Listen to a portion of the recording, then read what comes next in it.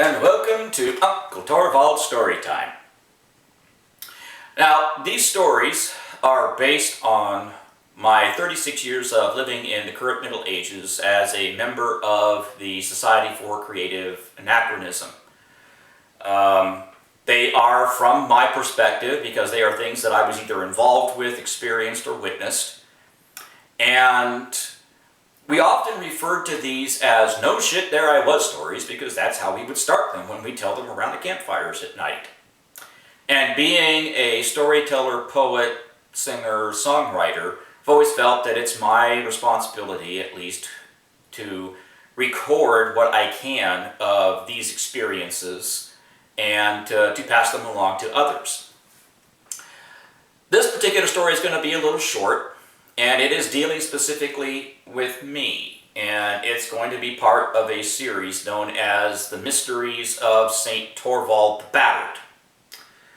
For the first good 15 years or so of my life in the West Kingdom, I had a reputation for getting injured at various wars. Now the thing was, we're not talking the normal types of injuries that you would expect from SCA heavy combat. We're not talking bruises and sprains and strains and that type of thing. I always managed to get hurt in the strangest ways possible, and it went on for so long that I think that I best described it as a Norseman of having a weird, W-Y-R-D, and essentially it means luck and or fate. Now, not every Norseman gets one of these, and the thing about a weird is it can be good, it can be bad, and it can be kind of in between. Mine was kind of in between. The way that I figured my weird worked was I could never be injured the same way twice, and it couldn't be a permanently crippling injury. That isn't to say they don't necessarily add up after time. Let me steal a quote here from Indiana Jones that it isn't the age, it's the mileage. But this is one of the more famous episodes, and I do have witnesses for this. As a matter of fact, Duchess Ellis of the West Kingdom witnessed this entire episode. And this episode is known as Helm surfing. Yes, I said that right. Helm, as in the thing we wear on our head, surfing. I created it.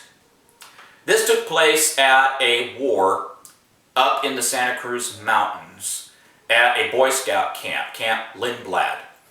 I don't remember what the specific war was. Sometimes the wars themselves just blend together. Could have been a Southern Shores Espen War. That's the one that seems to jump into mind. But at any rate, so we're fighting up in the Santa Cruz Mountains. It's a nice wooded spot. There are some level areas that we can fight. This particular one had both a level area and a slight slope to it.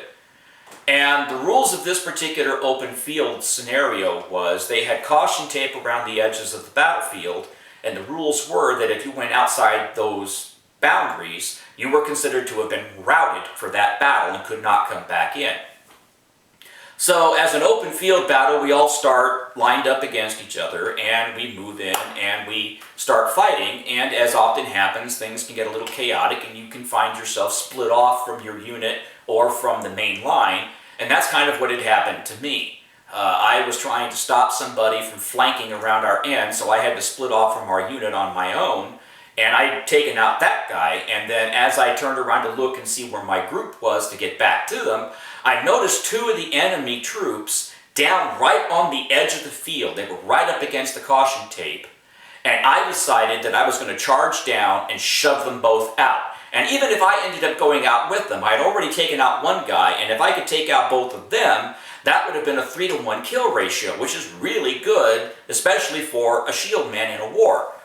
And so I charge, and now there's a slight slope here. And I want you to understand that where we were fighting was a pine forest. The ground was covered completely with dried brown pine needles. So I'm charging down this incline at these two guys. I sound a little bit like a freight train coming. They see me, they hear me, they turn and they look, and right as I get to them, they step to the sides.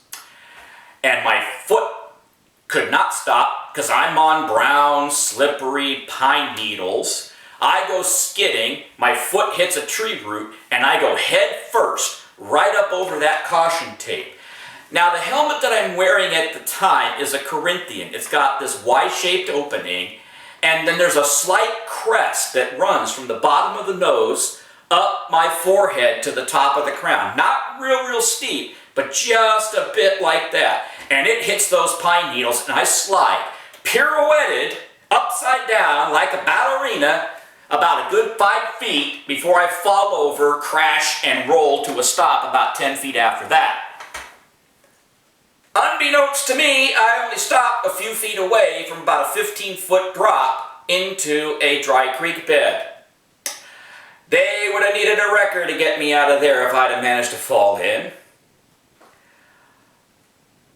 Duchess Ellis was working as marshal for that battle, saw the whole thing, and she came over to make sure that I was all right, and I was like, what? So needless to say, I was done for the day. But that's the story of how St. Torvald the Battered created the sport of helm surfing. Ah, the good old days.